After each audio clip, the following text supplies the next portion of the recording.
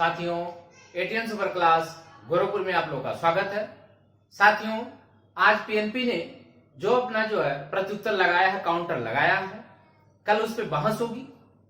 बहुत सारे साथी बार बार फोन कर रहे हैं, सर 4 ही क्वेश्चन आया है, आप बताइए कैसे होगा। पहले ही 4 क्वेश्चन पे नोटिस जारी हुआ था।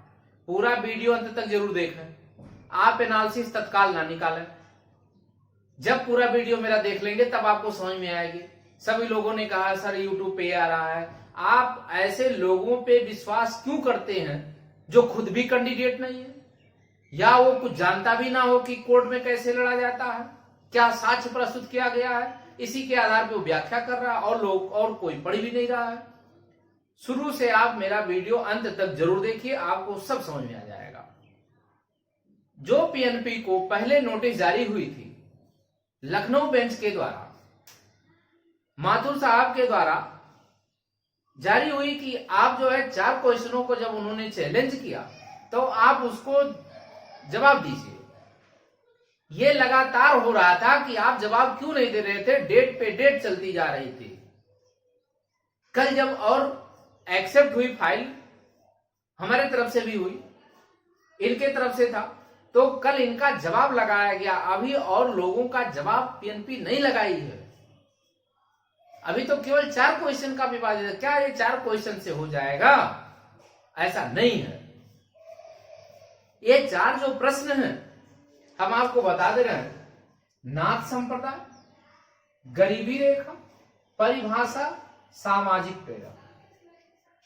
आपको यह स्पष्ट बता दें, सामाजिक प्रेरक जो है, सामाजिक प्रेरक वो देखिए, जन्मजात प्रेरक 2 प्रकार के होते हैं। एक जन्मजात प्रेरक होता है, दूसरा अर्जित प्रेरक होता है। अब अलग अलग लोगों की अलग अलग व्याख्याएं हैं। जन्मजात प्रेरक होता है जो जन्म से मिलता है, अर्जित प्रेरक होता है जो बाद में मिलता है। अलग अलग मनोवैज्ञानिकों का अलग अलग होता है। जब इन्होंने कहा सामाजिक प्रेरक, शब्द यह है सामाजिक। सामाजिक का मतलब बच्चा जब 2 साल का होता है तब वो सामाजिक होता है, याद रखिएगा। जिनको बारीकी को ज्ञान न हो कृपया करके व्याख्या ना करें, यह स्पष्ट लिखा है। आप चले जाएंगे बीडी पाठक का किताब ले लें, अलका गुप्ता की किताब ले लें, मालती सारस्वत की किताब ले लें, हम आपको साक्ष्य दे रहे हैं। उसमें स्पष्ट लिखा जाता है कि बच्चा जब 2 साल का होता है तब उसमें सामाजिक गुण आते हैं, तब सामाजिक आती है।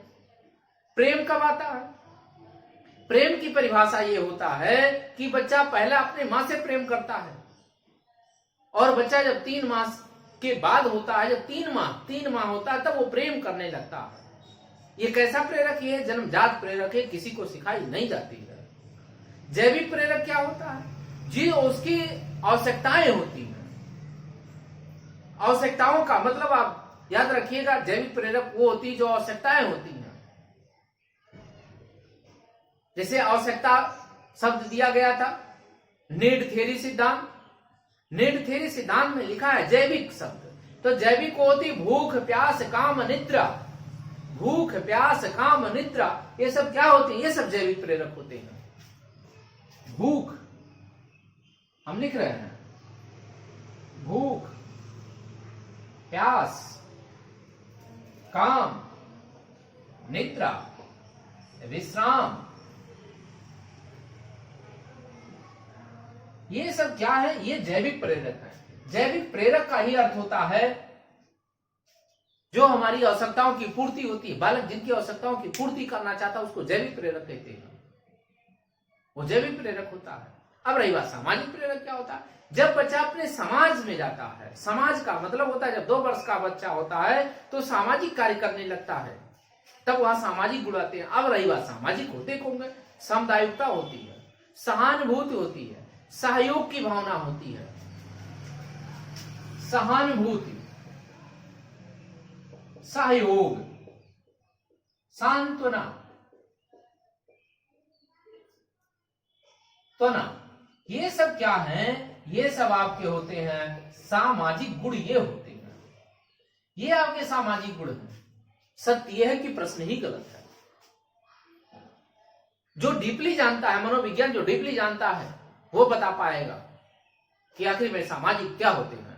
तो सामाजिक वह होता है जब बच्चा समाज में जाता है, समाज में अपने भाई बंधु मित्र से खेलता है, उसके अंदर वो गुण आते हैं, उसको सामाजिक कहते हैं। तो हमने कहा सामाजिक सहानुभूति होगी, सहयोग होगी, सांत्वना होता है, ये क्या होते हैं? ये सामाजिक गुण होते हैं। सामाजिक गुण वो नहीं होता है, वो जैविक गुण होते हैं।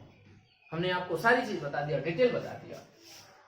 परिभाषा एन मुखर्जी, हिंदी और इंग्लिश में अंतर है, डिफरेंस है। आपने क्यों गलत किया? ये गलत है।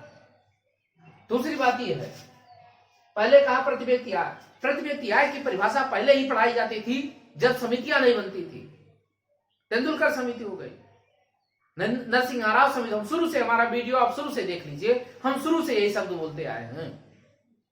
जब तेंदुलकर समिति हुई, नरसिंह राव समिति का गठन हुआ, तब उपभोग आने लगा, कैलोरी आने लगी, तब व्यक्तियों की आय की गणना इसके आधार पर की जाने लगी। लेकिन उसके पहले क्या था? उसके व्यक्ति पहले था कि पहले प्रति व्यक्ति आय से गणना होने लगती थी। ये गरीबी रेखा का आकलन कैसे होता था? गरीबी रेखा का आकलन प्रति व्यक्ति आय पे होता था। जब समितियां पूछी जाएगी तब वहां पे क्या होगा? तब वहां पे होता है कि तेंदुलकर उपभोग तब मारेंगे, उपभोग अलग से आता है, बाद में नहीं है। पहले क्या आती है? पहले प्रति व्यक्ति आय आता है। दूसरी परिभाषा है के.सी. श्रीवास्तव में लिखा हुआ है, कहावत कही जाती थी। कहावत ये कही जाती थी, पश्चिम बंगाल में पहले जो है मत्स्येंद्र नाथ आते हैं, वो संस्थापक हैं। कहावत कही जाती थी, भाग मत्स्य गोरख आया। वो कहानी है, पश्चिम बंगाल में जब नाथ संप्रदाय की स्थापना हुई तो अघोड़ और कपालिक दो वर्गों में बटा हुआ था। हम पीसीएस की तैयारी करते, 4 साल तैयारी के, हम लोग जानते हैं। उसमें स्पष्ट कहा गया, भाग मत्स्येंद्र गोरख आया, माने गोरख का जन्म बाद में होता, मत्स्येंद्र नाथ पहले थे। और वो अपनी जब प्रचार प्रसार संस्थापक कर रहे थे तो ये क्या थे? ये दूसरे विचारधारा के उत्पन्न। कपालिक और जो भस्म दो होते हैं, एक कपाल धारण करने वाले होते हैं, कंकाल धारण करने वाले अघोड़ी, जिसको अघोड़ी नाम शब्द दिया, अघोड़ी होते हैं, और दूसरा भस्म लगा के चलते हैं। गोरखनाथ का जन्म बाद में होता है, ये उसको संप्रदाय को आगे बढ़ाते हैं। अपने भस्म को लगाना, जैसे आप देखेंगे तो भस्म लगाना होता है, शरीरों पे भस्म लगाई जाती है, बाद में होता है। पहले क्या होता है? कपाल, सर में क्या होती है? जैसे काली जी कपाल धारण करती है, ऐसे जो होती है, ऐसे खोपड़ी धारण करते थे पहले, तो उसको हटाकर इन्होंने क्या किया? भस्म, इन्होंने इसको प्रसार किया। ये नाथ संप्रदाय का इन्होंने स्थापना किया। ये बाद में आते हैं तो ये प्रवर्तक ये माने जाते हैं, गलत दिया है। अगली बात आपको बता दें, 4 क्वेश्चन तो ये हो गए, अभी 8 क्वेश्चन और है। लिखा है नीचे, पीएनपी में लिखा हुआ है, उसको कोई ध्यान नहीं दे रहा। 4 क्वेश्चन हर कोई ध्यान दे रहा है। कुल कितने क्वेश्चन हो रहे हैं? कुल 8 क्वेश्चन अभी भी हैं। मेरा 8 क्वेश्चन, कुल 12 क्वेश्चन पे मेरा गया है। मेरा 4 क्वेश्चन पे नहीं है, मेरा 12 क्वेश्चन पे है। कल मेरी सुनवाई थी, पहले से इनकी सुनवाई चल रही थी। इलाहाबाद में केवल 1 जन का सुनवाई था, 12 मेरा था। 12 पे पीएनपी ने कहा है 8 क्वेश्चन और आए, वो मेरे क्वेश्चन थे। सब लोगों ने कहा है आपके कौन है, तो कल मेरी सुनवाई थी, जिस पर मेरे ने वकील साहब ने 12 क्वेश्चन पे चैलेंज किया था। पीएनपी कह रही है 12 क्वेश्चन और आए हुए हैं, लेकिन अभी हमको लिखित नहीं मिला। लिखित कैसे मिल जाएगा? तत्काल आपको लिखित मिल जाएगा। कोर्ट की उसका प्रोसेस होता है, तत्काल आपको नहीं मिलेगा। आज आपको मिलेगा, कल ही अभी आपका सुनवाई हुई, कल ही आपको दे दे, पहले का दिया जाता, पहले जवाब देती है। तो सभी साथियों से ध्यान दीजिए, अभी 8 क्वेश्चन बचे हुए हैं। 8 क्वेश्चन का उसको अभी लगाना है। कुल मिला के कितने क्वेश्चन हो गए? 12 क्वेश्चन हो गए। हम शुरू से कह रहे हैं, लोगों पे विश्वास मत करो।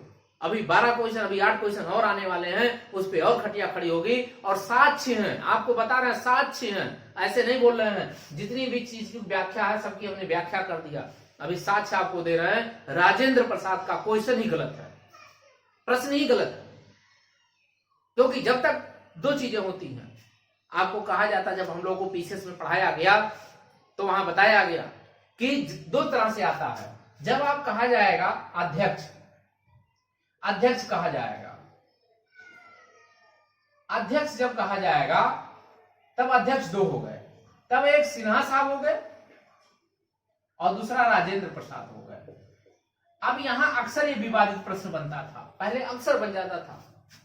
अस्थायी अध्यक्ष जब पूछेगा राजेंद्र प्रसाद, अस्थायी अध्यक्ष पूछता है, तब आपको क्या कहा जाएगा? तब सिन्हा साहब हो जाएगा, सच्चिदानंद सिन्हा। लेकिन हुआ ये कि जब आप अध्यक्ष पूछ रहे हो तो प्रश्न ही गलत हो गया। आपका प्रश्न क्या हो गया, पीसीएस में बता दिया था प्रश्न ही गलत है, प्रश्न को हटा दिया जाएगा। याद रखिएगा, एक प्रश्न गया। डिसलेक्सिया, ये तो डिसलेक्सिया उठा ही नहीं है। आइए देखें, डिसलेक्सिया ही नहीं है इसमें। डिसलेक्सिया 2018 के प्रश्न में आया हुआ है, इन्हीं के पीएनपी में आया हुआ।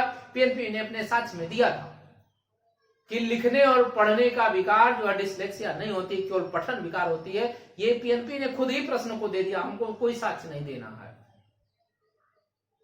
ठीक, तो अभी 8 प्रश्न आपके सामने प्रस्तुत है। द्वितीय विभक्ति, षष्ठी विभक्ति, कहे आप लोग घबरा रहे हैं, अभी बहुत प्रश्न है। ये तो 4 इसलिए आया कि 4 की सुनवाई लगातार हो रही थी, तब सरकार मजबूर होकर के इस पे अपना काउंटर लगाया। लगाना नहीं चाह रही थी, लेकिन जब हमारे वकीलों का कल बौछार होने लगा कि अभी प्रश्न पे प्रश्न आने लगे, 8 प्रश्न और भी हैं, 12 कुल प्रश्न हो गए, तब उसने कहा जल्दी से उसको लगाओ, इसको छोड़ो, पहले उसको लगा दो। नहीं तो जज महोदय कहेंगे अरे तुम 4 एक नहीं लगा रहे तो 8 कहां से लगाओगे, इसका मतलब 12 का 12 मिल जाएगा सबको। याद रखिएगा, 12 के 12 सबको मिल जाएगा। अगर जरा सा पीएनपी ने गलती किया तो 12 के 12 प्रश्नों को सबको नंबर मिलेगा, जितने लोग पहुंचे हैं। आप लोग धैर्य बनाइए, हम जो कह रहे हैं उसमें लिखा है, पीएनपी ने स्पष्ट कर दिया कि अभी हमारे पास 8 प्रश्नों की लिस्ट आ चुकी है, प्रश्नों को और आया है, लेकिन अभी वो पूरा डिटेल नहीं मिला। हम क्यों डिटेल तुमको अभी देंगे, अभी तो मेरी कल सुनवाई थी, टाइम है, परसों फिर मिल जाएगा। हम कोर्ट जवाब मांगेंगे, सर अभी तक इन्होंने जवाब नहीं दिया। हम कोर्ट को सबमिट किए थे, कोर्ट जाने और पीएनपी जाने, हमने कोर्ट को बताएंगे। हम जो है पीएनपी को बताने के लिए अथराइज नहीं है। हम किसको अपनी बातों को रखेंगे, हम जज महोदय को, अपने जज महोदय को मैंने 8 क्वेश्चन को हमने पुटअप करा दिया कल, कुल 12 क्वेश्चनों को। जज महोदय का काम है पीएनपी से जवाब, मेरा काम नहीं है। मेरा काम क्या था, प्रश्नों को उठाना। हमने कुल कितने प्रश्नों को उठाया, कुल 12 प्रश्नों को उठा के सामने प्रस्तुत कर दिया। पीएनपी स्वीकार भी कर रही है कि नहीं, हमको कुल 8 प्रश्न अभी भी और हैं। इसके मतलब हम जीत रहे हैं। अगर वो स्वीकार इसने कर लिया कि 8 प्रश्न और मिले हैं, इसके मतलब अगर 8 और मिल गए तो कहीं ना कहीं अभी 4 नहीं जवाब लगा पा रहे हो, जब 12 मिल गए तो जवाब लगाते लगाते तो हालत खराब हो जाएगी। और आपसे सभी लोगों से एक ही उम्मीद रखें, धैर्य बनाए रखिए, किसी पे जल्दी विश्वास मत करिए अन्य लोगों पे, क्योंकि वो ना अभ्यर्थी है, ना पढ़ा लिखा है, ना जानता है, केवल र्यूमर फैला रहा है। सब केवल र्यूमर फैला रहा है, वो आपसे नहीं जुड़ा हुआ है। र्यूमर वही फैला रहा है जो आपसे नहीं जुड़ा हुआ, आपका हित नहीं चाहता है। याद रखिएगा, आज मेरी 4 वकीलों से बात हुई है, इसलिए कह रहे हैं क्योंकि जो बात हुई है उसको कह रहे हैं। 4 वकीलों से मेरी बात हो चुकी है, सारे लोगों के पास साक्ष्य उपलब्ध है। कल प्रहार होगा, भयंकर प्रहार होगा, इलाहाबाद में भी होगा और लखनऊ में भी होगा। कहां से निपट पाएंगे? हम कह रहे हैं, अगर देखे साक्ष्य सबके पास होता, बोलने की होती है, आदमी कितनी फ्लुएंसी से अपनी बातों को रखता, साक्ष्य सबके पास उपलब्ध हो चुका है। 4 वकीलों के पास साक्ष्य एकदम करेक्ट उपलब्ध है। हम कह रहे हैं, एक अगर नहीं बोल पाया, कोई प्रॉब्लम हो गई, ऑनलाइन में प्रॉब्लम होती है, एक अगर वकील हमारा डिसमिस करेगा, अगला बोल के खड़ा हो जाएगा, अगला थोड़ा सा डैमेज होगा, अगला बोलेगा, तब तक ये तैयार हो जाएगा, फिर ये बोलेगा। 4 तो मेरी बात हो चुकी है, अभी और कितने वकीलों की कल बौछार होगी, खुद अंदाजा नहीं लगा पाएंगे वो। सभी लोग निश्चिंत रहिए, 12 क्वेश्चन का जवाब देना है। कितने क्वेश्चन का? 12 क्वेश्चन का। आप धैर्य बनाए रखिए, आप विजय मिलेगी, अवश्य मिलेगी।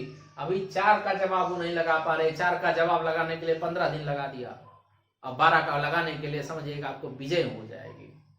तो सभी साथियों से अनुरोध है कि जब तक मेरा आप ना देख लीजिए, तब तक आप दूसरे की बातों को विश्वास मत करिए। उसमें लिखा है 8 क्वेश्चन को, हम मजबूर होकर के आने पड़ा कि हम चले बनाएं, लोगों को सांत्वना दें, बताएं उसको। तो सभी साथियों से अनुरोध है, यदि चैनल को सब्सक्राइब नहीं किए हैं तो सब्सक्राइब कर लें, लाइक करें, शेयर करें, तथा कल जैसे ही हमारी केस लगेगी उसके बारे में बताएंगे। जैसे ही सुनवाई खत्म होगा तत्काल हम बताएंगे, दूसरे की बातों को विश्वास नहीं करेंगे। कल जैसे हो रहा था 11:01 पे काउंटर नहीं लगाया और काउंटर लगा के बैठा हुआ था, उनको बताना चाहिए था। ये गलत चीज है, ये गलत बातें हैं, बताना चाहिए था। तैयारी उससे अच्छी मानी जाती है, अच्छी तैयारी होती है। तो सभी साथियों से अनुरोध है कि आप जो है अनर्गल बातों पे विश्वास ना करें। आप भी पढ़े लिखे हैं, आप भी अपनी बातों को सोचें, अपने ऊपर कॉन्फिडेंस लाएं, अपने ऊपर सकारात्मक एनर्जी लाएं, ऊर्जा के साथ लड़ने की अपने ऊपर कॉन्फिडेंस रखें।